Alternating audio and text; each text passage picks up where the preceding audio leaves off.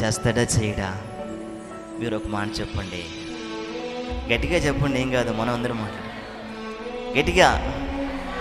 మరి ఎందుకు ఇన్ని రోజులు నమ్మకం లేదు నీకు? వణుకుతూ సొనుగుతున్నావు కదా, ఏం చేస్తాడు ఏం చేస్తాడు ఏం చేస్తాడని. ఈరోజు చెప్పు, దేవుడు నాకు మేలే చేస్తాడు, నేను మేలే పొంది వెళ్తాను. ఆ విశ్వాసం రోజుంటే బాగుండు. స్తోత్రం, హల్లెలూయా. మాట చెబుతారా? క్రీస్తు నాలో ఉన్నాడు, క్రీస్తుని అవయమై ఉన్నాడు. ఈ మాట నువ్వు పలుకుతుంటే నువ్వు అన్నీ మర్చిపోతావు. కాబట్టి గట్టిగా చప్పట్లు కొట్టండి.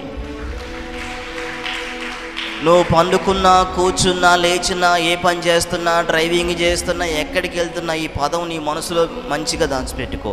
క్రీస్తు నాలో ఉన్నాడు, ఆ నవయములన్నీ ఆయనై ఉన్నాయి.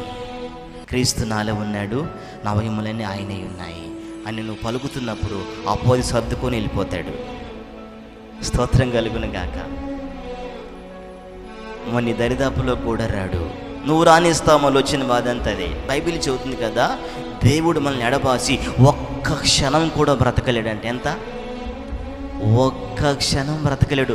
నువ్వు విడిచిపెట్టి వారాన్ని మందిరం అనుకుంటావు, ఇష్టం కాకపోతే ప్రార్థన కూడా ఏం బోధములు అంటావు.